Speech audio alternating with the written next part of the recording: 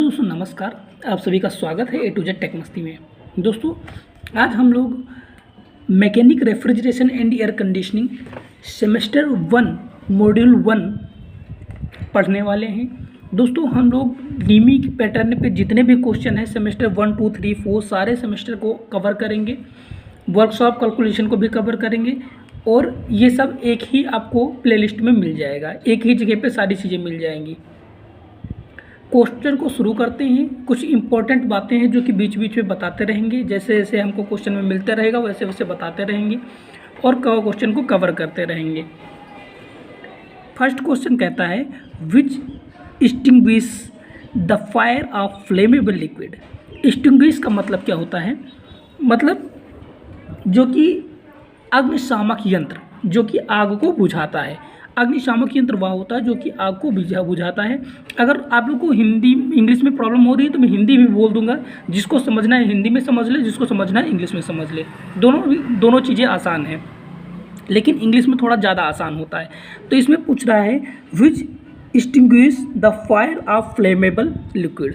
तो फ्लेमेबल जो लिक्विड होता है उसको बुझाने के लिए कौन से एक्सटिंग्विशर का यूज किया जाता है? तो सबसे पहले फ्लेमेबल लिक्विड क्या होता है इसके बारे में जानकारी प्राप्त कर लेते हैं। फ्लेमेबल लिक्विड क्या होता है इसके बारे में जानकारी प्राप्त कर लेते हैं।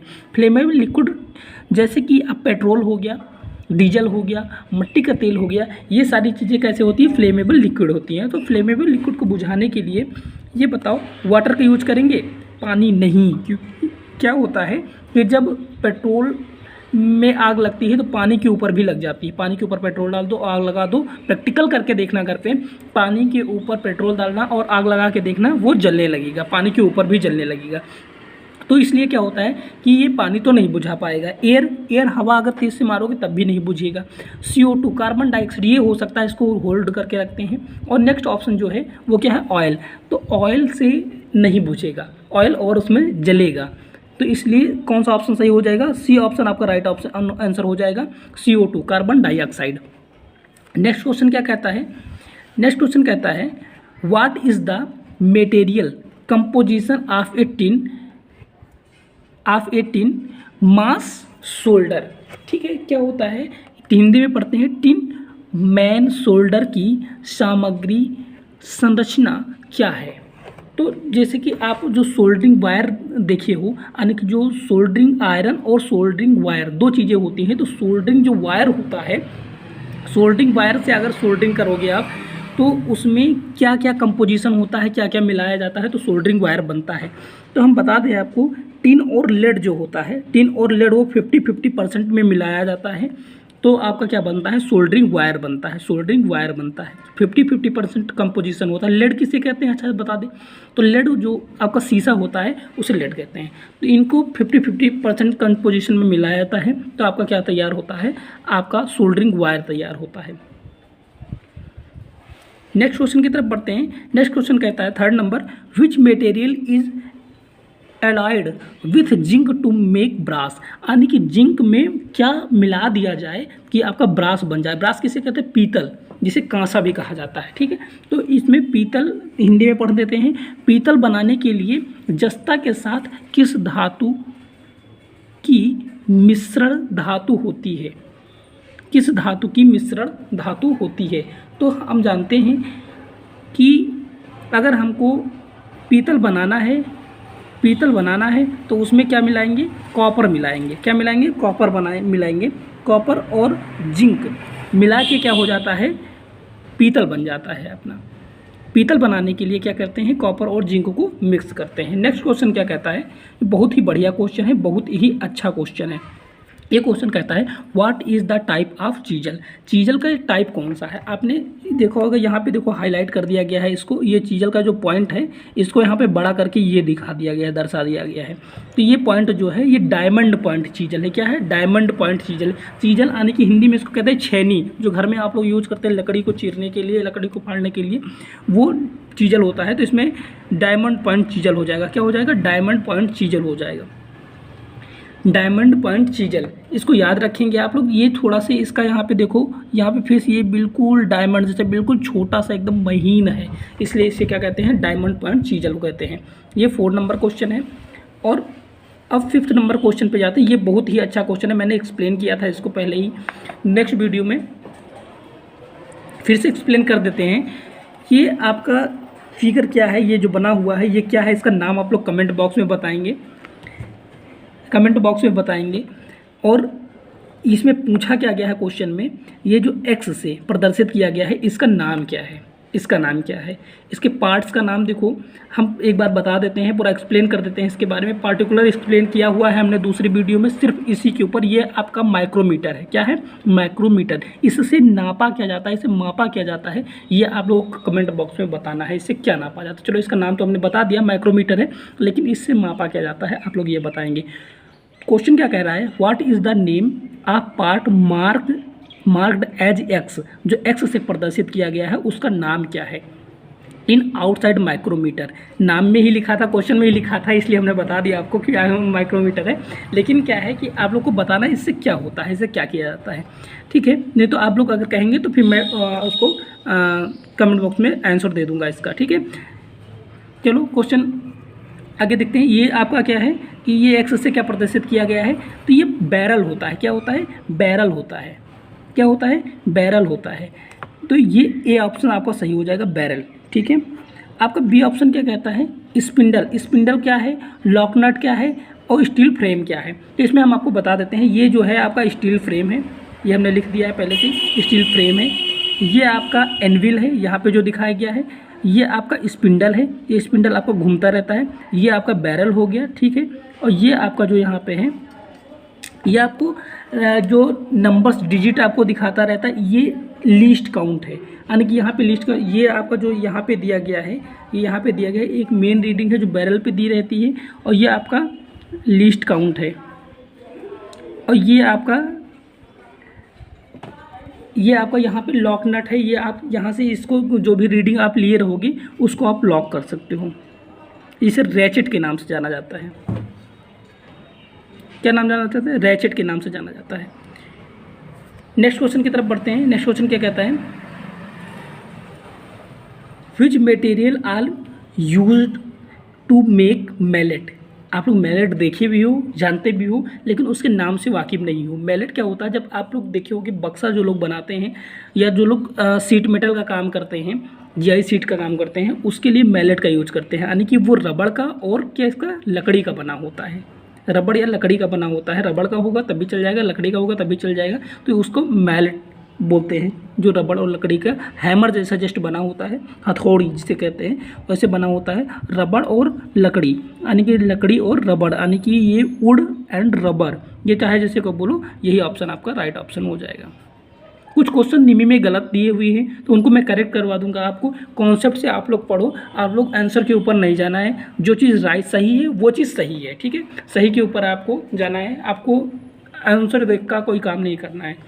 लेकिन कॉन्सेप्ट जो सही है वही सही है। अगर ऑप्शन में कोई ये सही है दिया हुआ लेकिन वो नहीं सही है, जो एग्जैक्ट सही है वही सही पे आंसर लगाएंगे।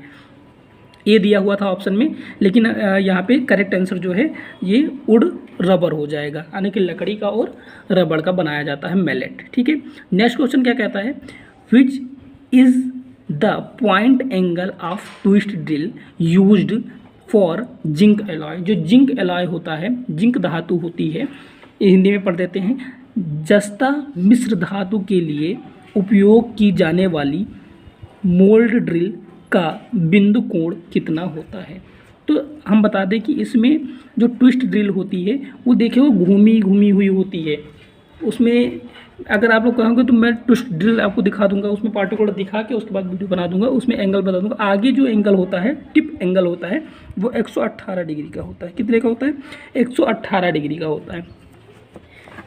नेक्स्ट क्वेश्चन की तरफ बढ़ते हैं। इसमें और भी सारी ड्रिल्स आती हैं। ड्रिल्स के बारे में जब मैंने टूल्स पढ़ाया है तो टूल्स वाली वीडियो में आप जाके देखिएगा, तो वहाँ पे सब कुछ मिल जाएगा। 7th नंबर क्वेश्चन था, अब 8 नंबर क्वेश्चन पे पहुँचते हैं। 8 नंबर क्वेश्चन क्या कहता है, which extinguish the fire of electrical equipment. अब यहाँ पे क्या पूछ लिया गया कि कौन सा एक्सटिंग्विशर यूज किया जाता है, कौन सा अग्निशामक यूज किया जाता है आग को बुझाने के लिए। किस आग को, इलेक्ट्रिकल इक्विपमेंट में लगी हुई आग को बुझाने के लिए कौन सा इक्विपमेंट एक्सटिंग्विशर इक्विपमेंट यूज किया जाता है? कौन सा अग्निशामक यंत्र यूज किया जाता है? हिंदी में पढ़ देते हैं, बिजली के उपकरणों पर लगी आग को कौन बुझाता है? तो इसमें देखो तेल तो नहीं बुझाएगा, फोम को वैकेंट रखते हैं, फोम हो सकता है लेकिन वाटर बिल्कुल नहीं होगा क्योंकि आग पर डालोगे और ज़्यादा फैलेगी। हेलन इसमें ऑप्शन है, अगर हेलन ऑप्शन है तो हेलन लगाओगे आप, बिल्कुल सही ऑप्शन है हेलन। ठीक है, नेक्स्ट क्वेश्चन क्या कहते हैं?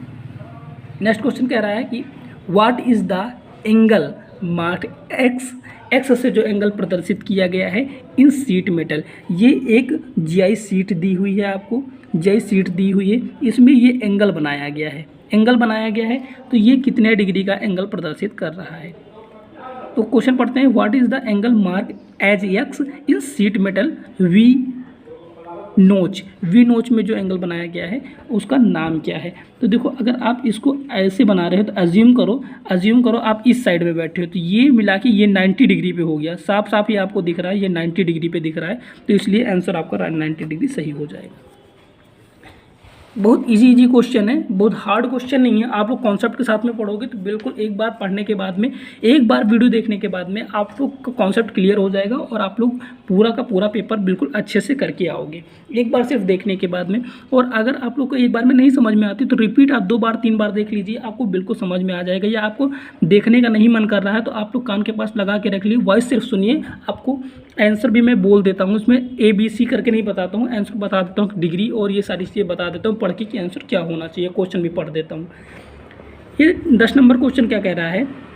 विच tool is used for bending, क्या पूछ रहा है? Which tool is used for bending seaming and forming of sheet metal. Sheet metal को बेंड करने के लिए और सीमिंग करने के लिए, फोल्ड करने के लिए कौन सा इक्विपमेंट यूज किया जाता है? तो बेंच वाइज जो होती है वो पकड़ने के लिए यूज की जाती है। क्या होती है बेंच वाइज? बेंच में फिट होती है, वाइस मतलब पकड़ना, और बेंच मतलब बेंच में लगी हुई ऐसी वाइस जो कि बेंच में लगी हुई होती है उसे बेंच वाइस कहते हैं। ये ऐसे होती है जब इनके 2 जा होते हैं, इसी के बीच में पकड़ लेती है। यहाँ पे स्पिंडल लगा होता है, मैं आपको उसका फिगर दिखा के टूल जब पढ़ाऊंगा तो टूल्स में बिल्कुल दिखा दूंगा वीडियो में, तो वो पकड़ लेती है। ये हैंड वाइस हो गई, हैंड हाथ में रख के पकड़ लिया जाता है उसको। और उसके बाद ये स्टेक दिया गया है, शेर दिया गया है, तो शेर नहीं होगा, स्टेक आपका हो जाएगा सही ऑप्शन। क्या होगा? स्टेक। स्टेक से क्या किया जाता है? जो सीट मेटल होता है उसको फोल्ड किया जाता है और उसको यूज़ किया जाता है फोल्डिंग करने के लिए और बेंड करने के लिए और सीमिंग करने के लिए स्टेक का यूज़ किया जाता है। नेक्स्ट क्वेश्चन क्या कहता है? 11 नंबर क्वेश्चन है, what is the name of part mark as X in surface gauge. तो सरफेस गेज देखिए, आप लोग को सरफेस गेज दिखाते हैं। ये कभी कभी पूछ सकता है कि इसका नाम क्या है, ऐसे आपको क्वेश्चन में दे देगा, ये फिगर दे देगा, पूछेगा कि इसका नाम क्या है, इस फिगर का नाम क्या है। अभी इसमें नाम नहीं पूछ रहा है, न बता दिया ये सरफेस गेज है, और सरफेस गेज में पूछ रहा है कि ये जो एक्स से मार्क किया गया है इस चीज़ का क्या नाम है, ये क्या है। तो ठीक है, हम सारे ऑप्शन को कवर कर लेते हैं। अगर फिगर में चलो ये नहीं पूछेगा, कुछ और पूछ लेगा, इसके बारे में पूछ लेगा, इसके बारे में पूछ लेगा, तो आप कैसे बता पाओगे, इसलिए सारी चीज़ें कवर कर लेते हैं। इसमें क्या पूछा? नट बोला गया है, तो नट ये दिया हुआ है, आप लोगों को साफ साफ दिख रहा है। स्नग दिया गया है, तो स्नग तो ये है, ये जो आपका दिया गया है ये पूरा यहाँ से लेके यहाँ तक ये स्नग है। ये ऑप्शन जो क्वेश्चन आपको पूछा गया था ये स्नग होगा। लेकिन नेक्स्ट ऑप्शन क्या कह रहा है? बेस। बेस तो आप जान रहे हो, बेस जिस पे कोई चीज़ आधारित होती है वही क्या कहलाता है? बेस कहलाता है, ये बेस हो जाएगा। उसके बाद क्या कहना है? स्पिंडल। स्पिंडल मतलब जो घूमता है, ये आपका यहाँ से अगर नट ढीला करोगे तो ये पूरा यहाँ से घूम जाएगा ऐसे ऐसे करके, तो ठीक है, ये क्या हो जाएगा? स्पिंडल हो जाएगा। तो इसमें आपका सही ऑप्शन ये पूछा गया था, इसके बारे में ये क्या है? तो स्नग है। क्या है? स्नग है। नेक्स्ट आंसर की तरफ बढ़ते हैं।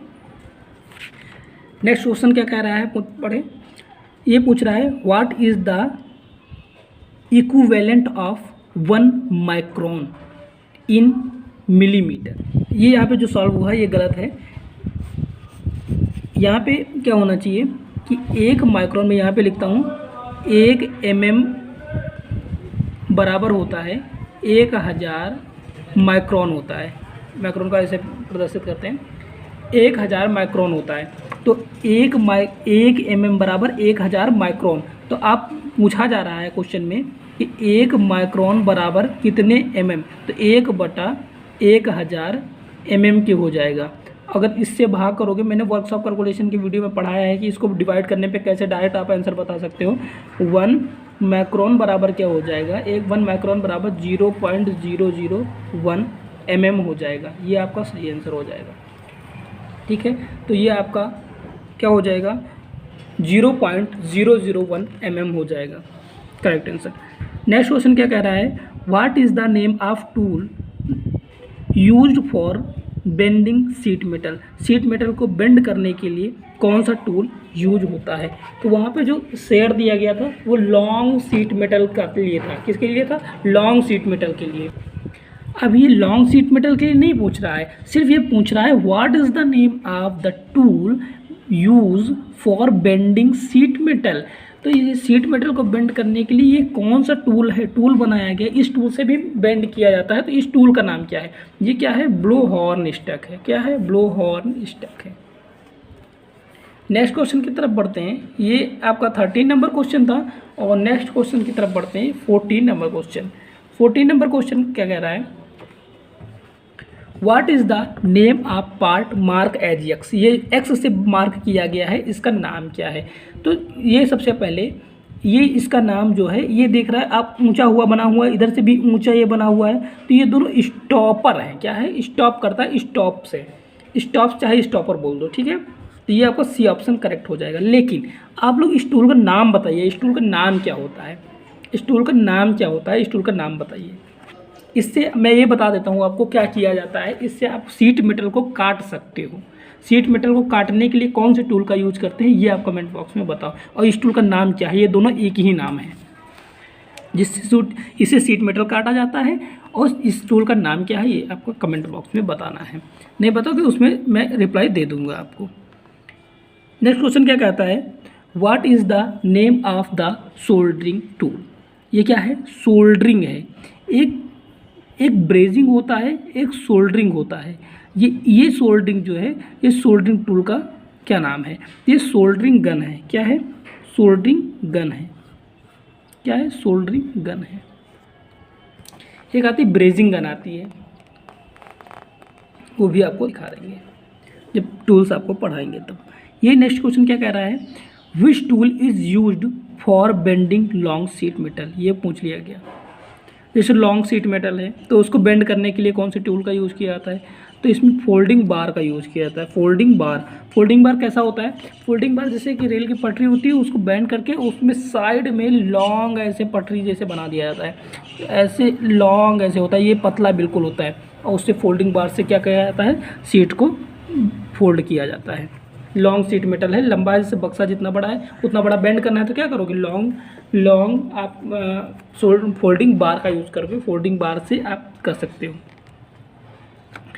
नेक्स्ट क्वेश्चन क्या कहता है, what is the angle of the tip of centre punch. जो सेंटर पंच होती है उसकी टिप कितनी होती है, तो जो सेंटर पंच होती है सेंटर करने के लिए ऐसे ही टिप होती है आगे, जैसे डायमंड पॉइंट चीजल का होता है ना, ऐसे ही होती है। तो इसका ऐसे वी आकार का अगर हो गया तो क्या हो गया, 90 डिग्री हो गया कि नहीं हो गया, 90 डिग्री हो गया कि नहीं। अगर आप इधर से देखोगे तो इधर से क्या हो जाएगा, 90 डिग्री हो जाएगा कि नहीं हो जाएगा। जैसे कि आपने उसमें पढ़ा था, आपने वी नोच में देखा था, तो इसमें तो 90 डिग्री हो जाएगा। क्या हो जाएगा, 90 डिग्री आंसर हो जाएगा। ये आपका 90 डिग्री आंसर करेक्ट हो जाएगा। नेक्स्ट क्वेश्चन क्या कहता है, which file is used for filing wood. लकड़ी को अगर क्या करना है कि फाइलिंग करना है तो किस फाइल का उपयोग किया जाएगा। तो लकड़ी को फाइलिंग करने के लिए रास्प कट फाइल का यूज़ किया जाता है। किसका किया जाता है, रास्प कट फाइल का यूज़ किया जाता है, जो कि आपकी मोटी, जिसमें कटिंग एज क्या होती है, मोटी होती है। तो रास्प कट फाइल आपका राइट आंसर हो जाएगा। ये देखिए आप, ये बहुत ही बेहतरीन, बहुत ही अच्छा क्वेश्चन आ गया है, बहुत ही बेहतरीन और बहुत ही अच्छा क्वेश्चन मिल गया है। ऐसे ही आपको एक क्वेश्चन और मिलेगा, ऐसे ही टूल रहेगा, लेकिन ये जैसे यहाँ पे निकला हुआ है ना, ऐसे ऐसे पूरा लॉन्ग तक बना होगा। वहाँ पे पूछा जाएगा ये टूल का आपका नाम क्या है। और इसमें पूछा जा रहा है कि which operation is in process. तो इसमें क्या किया जा रहा है, ये टेपिंग किया जा रहा है। क्या किया जा रहा है, टेपिंग किया जा रहा है। लेकिन जब देखो कोई भी पाइप है, लोहे की पाइप है कोई भी, या कि कॉपर की पाइप, किसी चीज़ की पाइप है, अगर उसके जैसे ये पाइप है, ये पाइप है, ये बोल्ट है, कुछ भी है, ऐसे, तो इसके अगर बाहरी साइड में चूड़ियाँ बनाई जाएंगी, जैसे बोल्ट में बाहरी साइड, ठीक है। नट और बोल्ट में आप बताइए कमेंट बॉक्स में कि नट और बोल्ट में क्या डिफरेंस होता है, क्या चीज़, नट और बोल्ट में क्या डिफरेंस होता है, ये आप लोग कमेंट बॉक्स में बताइए। देखो बोल्ट में क्या होता है कि बाहरी साइड में चूड़ियाँ बनी होती हैं, क्या होता है, बाहरी साइड में चूड़ियाँ बनी होती हैं, बाहर की साइड में चूड़ी बनी होती है। ये अगर आपको बोल्ट है, ये पूरा फिक्स होता है, हेक्सागोनल नट है। बोल्ट में क्या होता है, बाहरी साइड में चूड़ियाँ बनी होती हैं, ये बाहरी साइड में चूड़ियाँ बनी। तो नट जो होता है उसमें क्या होता है, नट में अंदर के साइड में चूड़ियाँ बनी होती हैं, यहाँ पे चूड़ियाँ बनी होती हैं, नट के में अंदर की ओर चूड़ियाँ बनी। तो ये जो बना रहा है यहाँ पे, ये टेपिंग क्रिया कर रहा है। टेपिंग में क्या होता है, अंदर की साइड में चूड़ियाँ बनाई जाती हैं। लेकिन अगर बाहर की साइड में चूड़ी बनाना है, आपको बाहर की साइड में थ्रेड बनाना है, तो आपको क्या करना पड़ेगा, उसमें डाई का यूज करते हैं। किसका, डाई का यूज करते हैं। जब बाहरी साइड में चूड़ियाँ बनाना है, जब बोल्ट में चूड़ी बनाया है, तो किसका यूज़ करेंगे, डाई का यूज़ करेंगे। और जब अंदर के साइड में चूड़ी बनाना है, तो किसका यूज़ करेंगे, टेप का यूज़ करेंगे। ठीक है, ये अभी यहाँ पे क्या हो रहा है, ये आपका टेपिंग हो रहा है। अगर ये लॉन्ग ऐसे दिखेगा आपको, तो उसमें क्या होगा, रिमिंग क्रिया होगा। जैसे ये हमने होल कर दिया, ड्रिल कर दिया, ड्रिल, तो इसमें इसकी जो साइड में हल्का से स्क्रैचेज रह जाएगा, बर रह जाएगा, तो उसका क्या करना है, हटाने के लिए आपको रिमिंग क्रिया करनी पड़ती है। नेक्स्ट क्वेश्चन पढ़ते हैं। नेक्स्ट क्या कह रहा है, which tool is used for tightening the odd size bolt. जैसे कि आप देखे होंगे जो बोल्ट आते हैं वो अलग अलग साइज़ों में आते हैं, जैसे कि 10 number, 8 number, 12 number, 15 number, 16 number, 17 number. तो इन सब की रिंच आती है, स्पैनर आती है, आप टाइट कर लेंगे। लेकिन अगर 16.5 मिल गया, तब आप कैसे उसको टाइट करेंगे, 15.5 मिल गया, 17.5 मिल गया, तब ऑड साइड की बोल्टों को कैसे टाइट करोगे। तो आप क्या करते हैं, एडजस्टेबल स्पैनर का यूज़ करते हैं, जो कि एडजस्ट करके कम ज़्यादा किया जा सकता है। दोस्तों ये बहुत ही कॉमन टूल है, बहुत ही अच्छा टूल है, जो कि एडजस्टेबल जो नट स्पैनर होता है, वो बहुत ही कॉमन टूल है, जो कि रेफ्रिजरेशन में बहुत ही ज़्यादा उपयोग में आता है। आप फ्लेयर नट को कसने के लिए, खोलने के लिए, इन सब में बहुत यूज आता है। मैं प्रैक्टिकल जब करवाऊंगा तो उस पर बिल्कुल दिखाऊंगा कि कैसे कैसे यूज हो रहा है। बहुत अच्छे टूल हैं जो कि रेफ्रिजरेशन में आपके यूज होते हैं। दोस्तों उनको पढ़ाऊँगा तो बहुत अच्छे से एक्सप्लेन करूँगा, प्रैक्टिकल भी और पूरा पढ़ाने वाला हूँ। दोस्तों छोटी छोटी वीडियो में मैं सोच रहा हूँ कि कवर करूँ, ताकि आपको बोरियत ना महसूस हो और आपके क्वेश्चन भी तैयार हो जाए। तो 20 क्वेश्चन इसमें कवर किया है, नेक्स्ट क्वेश्चन में फिर 20 कवर करेंगे। ऐसे ऐसे आपको पूरा कवर कर देंगे आपका निमी में जितने भी क्वेश्चंस हैं, निमी के सारे क्वेश्चंस। दोस्तों आपको एक प्लेलिस्ट में आपको सारी की सारी वीडियो मिल जाएंगी, एक साथ मिल जाएंगी, एक साथ सारी का सारी वीडियो मिल जाएंगी आपको एक ही प्लेलिस्ट में। वर्कशॉप कैलकुलेशन का आपको, यानी कि ITI से जो थ्योरी से रिलेटेड है वो एक में मिल जाएगा आपको, और इम्पोर्टेंट क्वेश्चन जो हैं वही मिल जाएंगे आपको, और थ्योरी जो प्रैक्टिकल है वो अलग आपकी प्लेलिस्ट में मिल जाएगी। आप जाके प्लेलिस्ट चेक कीजिएगा, उसी में आपको सब कुछ मिल जाएगा। दोस्तों आपको बताना है कि जब AC हमारी चल रही है कंटिन्यू, लेकिन उसमें कूलिंग नहीं हो रहा है, तो AC में क्या प्रॉब्लम है, आप लोग कमेंट बॉक्स में आंसर बताइएगा और आपको वहीं पे आंसर मिल जाएगा। मिलते हैं नए वीडियो में, तब तक के लिए अपना ख्याल रखिएगा। जय हिंद, जय भारत।